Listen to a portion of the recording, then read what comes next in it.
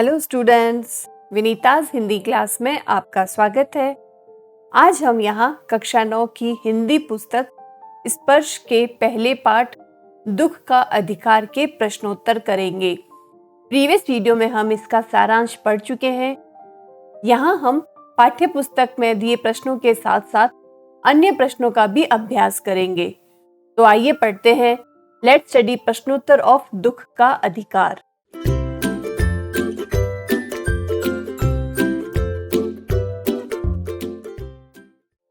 निम्नलिखित प्रश्नों के उत्तर एक या दो पंक्तियों में दीजिए। तो इसमें पहला प्रश्न है, किसी व्यक्ति की पोशाक को देखकर हमें क्या पता चलता है? इसका उत्तर होगा, किसी व्यक्ति की पोशाक को देखकर हमें समाज में उसके दर्जे और अधिकार का पता चलता है तथा किसी व्यक्ति की अमीरी गरीबी की श्रेणी का भी पता चलता है। नेक्स्ट क्वेश्चन, खरबूजे बेचने वाली स्त्री से कोई खरबूजे क्यों नहीं खरीद रहा था? खरबूजे बेचने वाली स्त्री से कोई खरबूजे इसलिए नहीं खरीद रहा था क्योंकि उसका जवान बेटा कल ही मृत्यु का ग्रास बना था या मृत्यु को प्राप्त हुआ था। तो सूतक वाले घर के खरबूजे खाने से लोगों का अपना धर्म भ्रष्ट होने का भय सता रहा था, इसलिए उससे कोई खरबूजे नहीं खरीद रहा था। अगला प्रश्न, उस स्त्री को देखकर लेखक को कैसा लगा? उस स्त्री को देखकर लेखक को उससे सहानुभूति हुई और दुख भी हुआ। वह उसके दुख को दूर करना भी चाहता था, परंतु उसकी पोशाक अड़चन बन रही थी। नेक्स्ट है, उस स्त्री के लड़के की मृत्यु का कारण क्या था? तो इसका उत्तर है, उस स्त्री के लड़के की मृत्यु सुबह सुबह बेलों में से पके हुए खरबूजे चुनते समय सांप के काटने से हुई थी। अगला प्रश्न, बुढ़िया को कोई भी क्यों उधार नहीं देता? तो उस बुढ़िया के परिवार में केवल उसका लड़का ही काम करता था और उसके मरने के बाद लोगों को डर लगने लगा कि उनके पैसे वापस कौन देगा, इसलिए उसे कोई भी उधार नहीं देता था। अगला प्रश्न, अब है निम्नलिखित प्रश्नों के उत्तर 25 से 30 शब्दों में लिखिए। इसमें पहला प्रश्न, मनुष्य के जीवन में पोशाक का क्या महत्व है? पोशाक से मनुष्य की हैसियत, पद तथा समाज में उसके स्थान का पता चलता है। जब हम किसी से मिलते हैं तो पहले उसकी पोशाक से प्रभावित होते हैं तथा उसके व्यक्तित्व का अंदाजा लगाते हैं। पोशाक जितनी प्रभावशाली होगी, लोग उससे उतने ही अधिक प्रभावित होंगे। अगला प्रश्न, पोशाक हमारे लिए कब बंधन और अड़चन बन जाती है? पोशाक हमारे लिए तब बंधन और अड़चन बन जाती है जब हम अपने से नीचे दर्जे वाले के साथ उसका दुख बांटते हैं, तब यही पोशाक अड़चन बन जाती है और इसी की वजह से हम वो नहीं कर पाते जो मानवता के नाते सही है। नेक्स्ट है, लेखक स्त्री के रोने का कारण क्यों नहीं जान पाया? इसका उत्तर है, लेखक उस स्त्री के रोने का कारण इसलिए नहीं जान पाया क्योंकि रोती हुई स्त्री को देखकर लेखक के मन में दुख तो था, पर अपनी अच्छी पोशाक के कारण वह फुटपाथ पर नहीं बैठ सकता था। अगला प्रश्न, भगवाना अपने परिवार का निर्वाह कैसे करता था? निर्वाह का तात्पर्य होता है भरण पोषण। भगवाना शहर के पास 1.5 बीघा जमीन पर हरी तरकारियां तथा खरबूजे उगाया करता था। वह रोज ही उन्हें सब्जी मंडी या फुटपाथ पर बैठकर बेचा करता था। इस प्रकार वह अपने परिवार का निर्वाह करता था। अगला प्रश्न, लड़के की मृत्यु के दूसरे ही दिन बुढ़िया खरबूजे बेचने क्यों चल पड़ी? उत्तर होगा इसका, बुढ़िया बहुत गरीब थी लड़के की मृत्यु पर घर में जो कुछ था सब कुछ खर्च हो गया। लड़के के छोटे छोटे बच्चे भूख से परेशान थे और बहू को तेज बुखार था। इलाज के लिए भी पैसा नहीं था।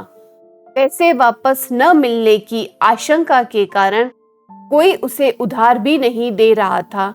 इन्हीं सब कारणों से वह दूसरे ही दिन खरबूजे बेचने चल दी। अगला प्रश्न, बुढ़िया के दुख को देखकर लेखक को अपने पड़ोस की संभ्रांत महिला की याद क्यों आई? बुढ़िया के दुख को देखकर लेखक अपने पड़ोस की संभ्रांत महिला की याद आ गई क्योंकि उसके बेटे का भी देहांत हो गया था। दोनों महिलाओं का दुख एक जैसा था, लेकिन दोनों की आर्थिक स्थिति में बहुत फर्क था। एक बहुत अमीर थी और एक बहुत गरीब। वहां इन दोनों के दुखों की तुलना नहीं की जा सकती थी, क्योंकि अमीर होने के कारण उसके पास अपना दुख प्रकट करने के लिए बहुत समय था, पर एक बुढ़िया जो बहुत ही गरीब थी उसके पास कोई समय नहीं था। अगला प्रश्न, निम्नलिखित प्रश्नों के उत्तर 50 से 60 शब्दों में लिखिए। पहला प्रश्न, बाजार के लोग खरबूजे बेचने वाली स्त्री के बारे में क्या क्या कह रहे थे, अपने शब्दों में लिखिए। बाजार के लोग खरबूजे बेचने वाली स्त्री के बारे में तरह तरह की बातें कह रहे थे।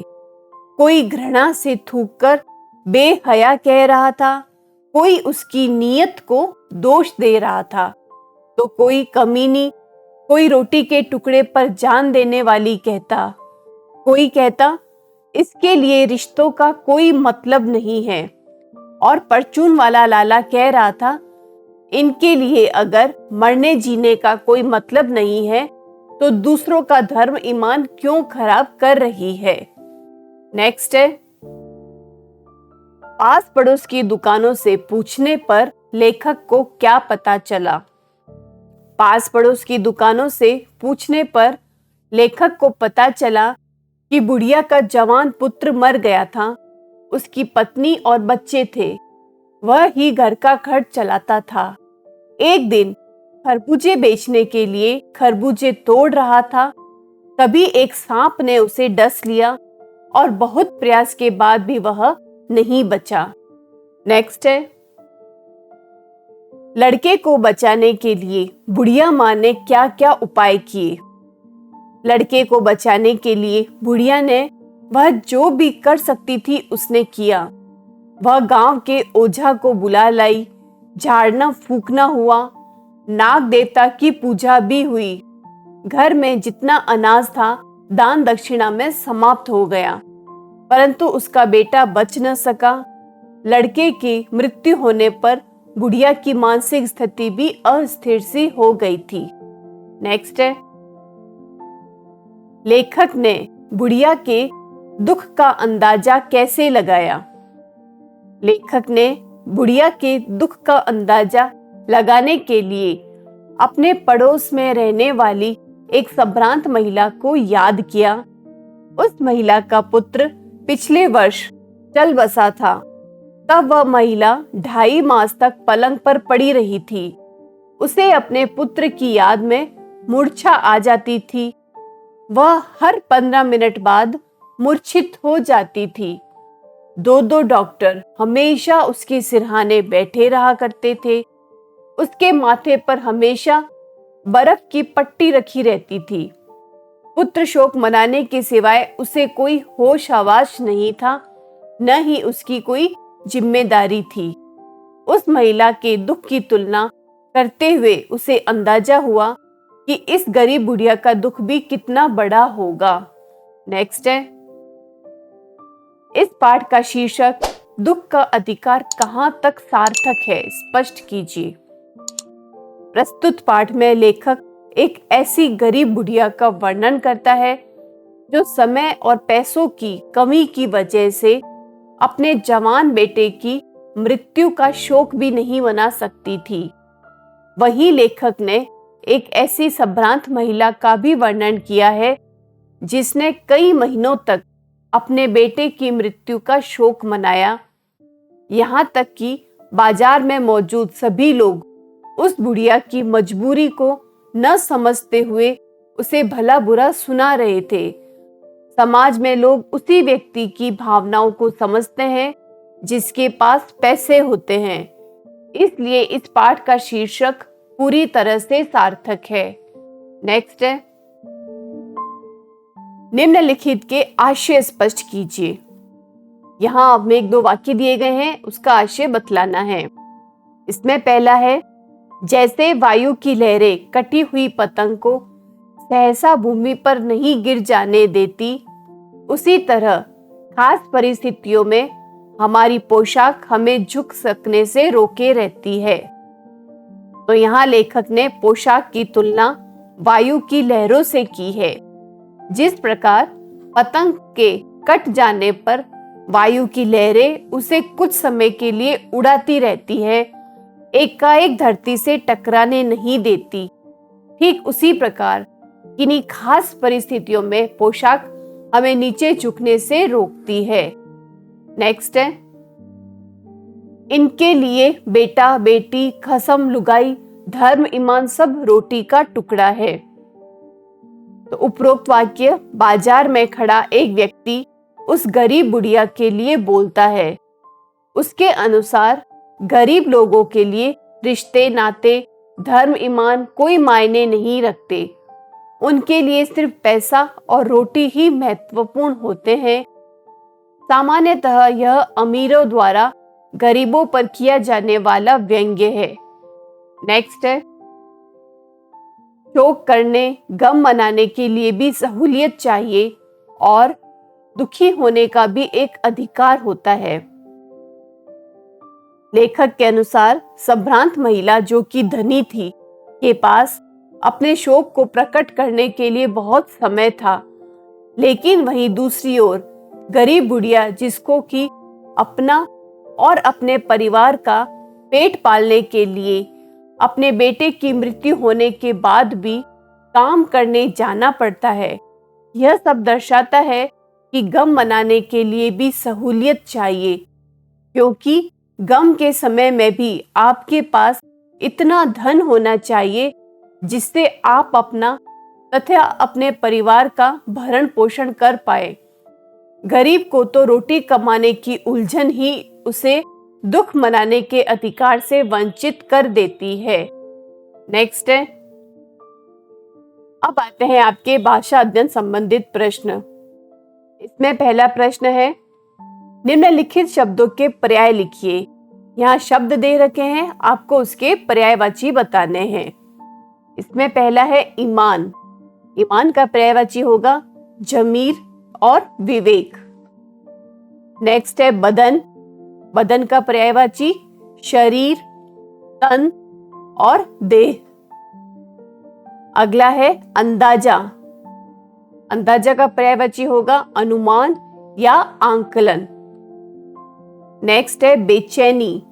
बेचैनी का पर्याय है व्याकुलता और अधीरता। और है गम। गम के पर्यायवाची होंगे दुख, कष्ट और तकलीफ। उसी तरह आगे बढ़ते हैं तो दर्जा। दर्जा का पर्यायवाची होगा स्तर या कक्षा। जमीन। जमीन का होगा धरती, भूमि और धरा। जमाना। जमाना का होगा पर्यायवाची संसार, जग और दुनिया। नेक्स्ट है बरकत। बरकत का पर्यायवाची होगा वृद्धि या बढ़ना। अगला प्रश्न, प्रस्तुत पाठ में आए शब्द युग्मों को छांटकर लिखिए। तो यहाँ आपको पाठ में आए शब्दों के जोड़ों को छांटकर लिखना है। कुछ शब्द छांट के अपने लिखे हैं। इसमें है बेटा बेटी, फफक फफक कर, खसम लुगाई, धर्म ईमान, आते जाते, रोते रोते, दुअन्नी चवन्नी, पुत्र वियोग, पोता पोती, दान दक्षिणा, झाड़ना फूकना, मुंह अंधेरे, छन्नी कखना, पहुंचते पहुंचते, चूनी भूसी और पास पड़ोस।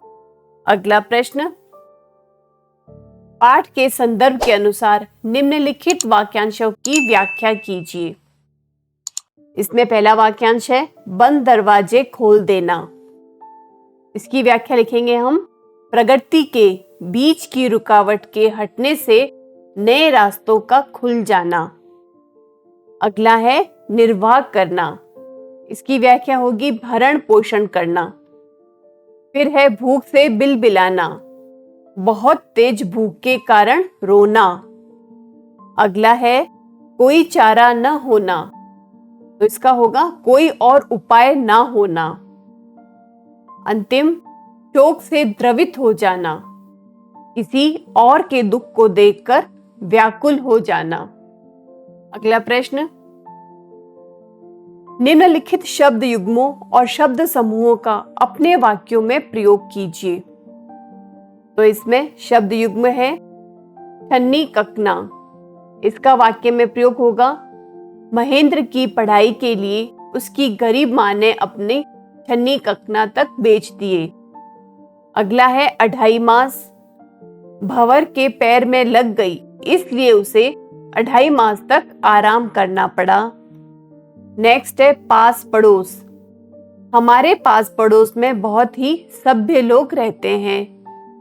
अगला है दुवन्नी चवन्नी, आजकल दुवन्नी चवन्नी को कोई नहीं पूछता। नेक्स्ट है मुंह अंधेरे। इसका वाक्य में प्रयोग होगा, ग्रामीण क्षेत्रों में लोग मुंह अंधेरे ही उठकर काम पर निकल जाते हैं। झाड़ना फूकना, अंधविश्वास के चलते कई लोग आज भी झाड़ फूक में विश्वास करते हैं। आगे है फफक फफक कर, तो अपने पुत्र की मृत्यु पर बुढ़िया फफक फफक कर रो रही थी। आगे है बिलक बिलक कर, खाने को कुछ नहीं मिलने पर बच्चे बिलक बिलक कर वहीं सो गए। नेक्स्ट तड़प तड़प कर, मछली को पानी से निकालने पर कुछ ही समय में वह तड़प तड़प कर मर गई। और लास्ट है लिपट लिपट कर, उसकी अंतिम विदाई पर उसकी पत्नी उससे लिपट लिपट कर रो रही थी। अगला प्रश्न, निम्नलिखित वाक्य संरचनाओं को ध्यान से पढ़िए और इस प्रकार के कुछ और वाक्य बनाइए। तो पहला है इसमें, लड़के सुबह उठते ही भूख से बिलबिलाने लगे। तो इसी के समान हमें एक और वाक्य बनाना है, बुढ़िया के पोता पोती भूख से बिलबिला रहे थे। अगला है, उसके लिए तो बजाज की दुकान से कपड़ा लाना ही होगा, बच्चों के लिए खिलौने लाने ही होंगे।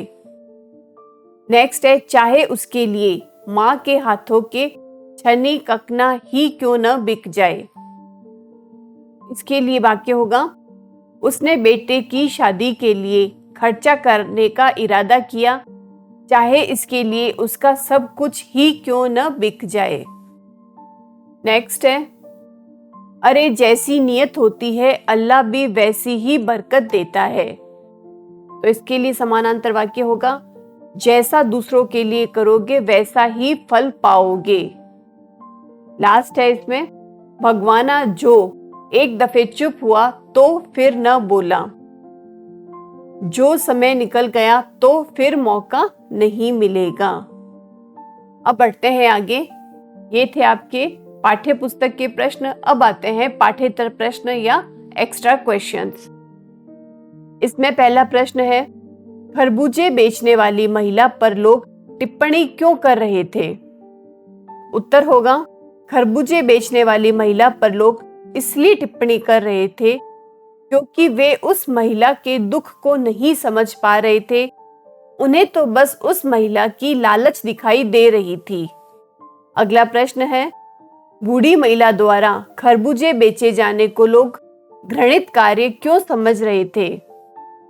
इसका उत्तर है, बूढ़ी महिला द्वारा खरबूजे बेचे जाने को लोग घृणित कार्य इसलिए समझ रहे थे क्योंकि उस महिला के घर में सूतक था।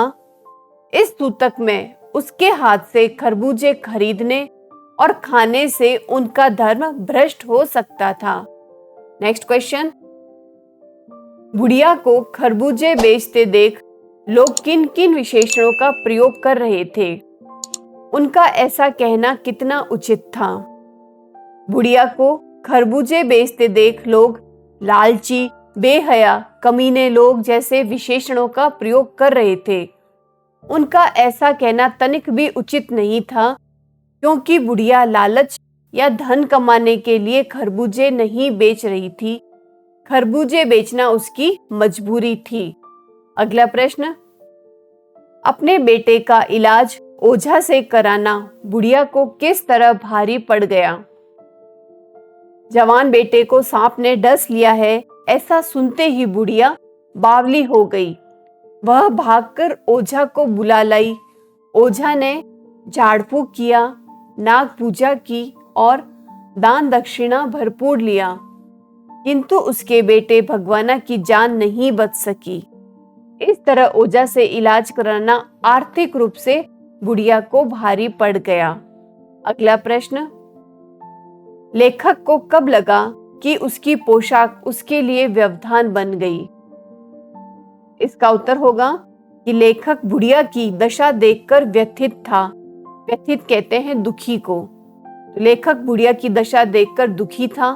वह फुटपाथ पर बैठकर बुढ़िया के प्रति सहानुभूति प्रकट करना चाहता था, परंतु ऐसा करने में उसकी पोशाक ही व्यवधान बन गई, क्योंकि लेखक ने आधुनिक ढंग के स्वच्छ वस्त्र पहने हुए थे, जो उसके कुलीन वर्ग से संबंधित होने का प्रमाण दे रहे थे। उसकी पोशाक ने उसमें बड़प्पन का अभिमान जगा दिया, जिसके कारण वह सबके सामने गरीब बुढ़िया का दर्द नहीं बांट सका। अगला प्रश्न, भगवाना कौन था? उसकी मृत्यु किस तरह हुई?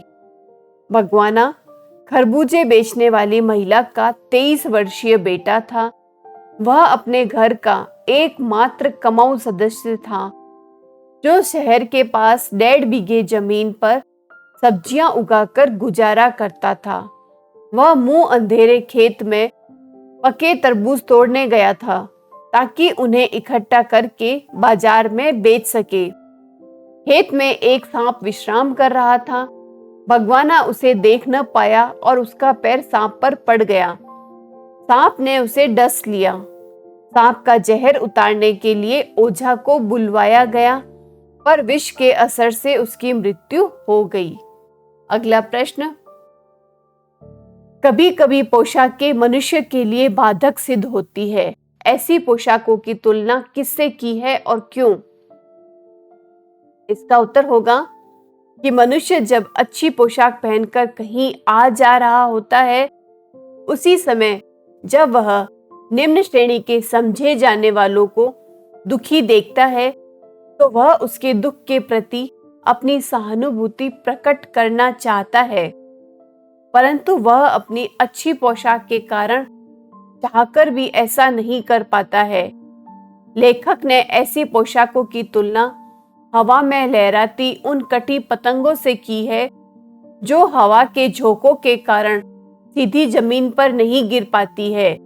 इसी तरह पोशाकें भी मनुष्य को अपनी स्थिति से नीचे वर्ग के पास जाने से रोकती है। अगला प्रश्न, सूतक क्या है? समाज में इसके प्रति क्या धारणा फैली है? दुख का अधिकार पाठ के आधार पर स्पष्ट कीजिए। हिंदू परिवारों में जब किसी की मृत्यु होती है, तो उस दिन से 13 दिनों तक घर को अपवित्र माना जाता है। इन दिनों में कोई मांगलिक और शुभ समझे जाने वाले कार्य नहीं किए जाते। 13 दिनों की इस अपवित्रता की स्थिति को सूतक कहते हैं। समाज में सूतक के प्रति यह धारणा फैली है कि इस स्थिति में उस परिवार के हर सदस्य और हर वस्तु अपवित्र होती है। इन सदस्यों के हाथ से ली गई वस्तुएं खाने पीने से व्यक्ति का धर्म ईमान नष्ट हो जाता है और वह पाप का भागीदार बनता है। ऐसे में लोग सूतक से बचने का हर संभव प्रयास करते हैं। नेक्स्ट क्वेश्चन, दुख का अधिकार पाठ में किस सामाजिक बुराई की ओर संकेत किया गया है, इसके कारणों पर प्रकाश डालते हुए इससे होने वाली हानियों का भी उल्लेख कीजिए। दुख का अधिकार पाठ में सांप के काटने का इलाज झाड़ फूक और ओझा से नाग देवता की पूजा अर्चना कराने तथा अंत्येष्टि जैसे कार्य पर अपव्यय करने का जैसी सामाजिक बुराई की ओर संकेत किया गया है। इन बुराइयों का कारण अशिक्षा, रूढ़िवादिता, धर्म का भय तथा जागरूकता का अभाव है, जिसके कारण अनपढ़ और ग्रामीण लोग इन बुराइयों का सरलता से शिकार बन जाते हैं। इसमें फंसकर वे अपना धन और समय ही नहीं गंवाते, बल्कि पीड़ित और अपने प्रिय व्यक्ति की जान से भी हाथ धो बैठते हैं। अगला प्रश्न, दुख का अधिकार पाठ का उद्देश्य मानवीय संवेदना जगाना है। पाठ के आलोक में स्पष्ट कीजिए। दुख का अधिकार पाठ में खरबूजे बेचने वाली महिला की दुखी मनोदशा का ऐसा चित्रण करता है जो किसी भी संवेदनशील मनुष्य के हृदय को झकझोर जाता है। हमारे समाज में ऐसे व्यक्ति भी है जो संवेदनहीनता के कारण खरबूजे बेचने वाली के दुख को महसूस नहीं कर पाते हैं। उनके लिए ऐसी दुखी महिला घृणा और उपहास के पात्र नजर आते हैं। ये लोग दुखी व्यक्ति पर कटाक्ष करने से नहीं चूकते हैं। दूसरी ओर समाज में लेखक जैसे भी लोग हैं जो दूसरों को दुखी देखकर मन से दुखी होते हैं, परंतु कर्म करने के समय उनकी पोशाक आड़े आ जाती है। इस पाठ का मुख्य उद्देश्य यही है कि वे दूसरों के दुख की अनुभूति करें और दुखी व्यक्ति पर हंसना छोड़कर उसके साथ बैठकर उससे सच्ची सहानुभूति प्रकट करें। स्टूडेंट्स, इन प्रश्नों का आप अच्छे से अभ्यास कीजिए। अगले वीडियो में हम इसके MCQ करेंगे, तो हमसे जुड़े रहिए। वीडियोस को लाइक और शेयर करें और चैनल सब्सक्राइब करना ना भूलें। Thank you and all the best.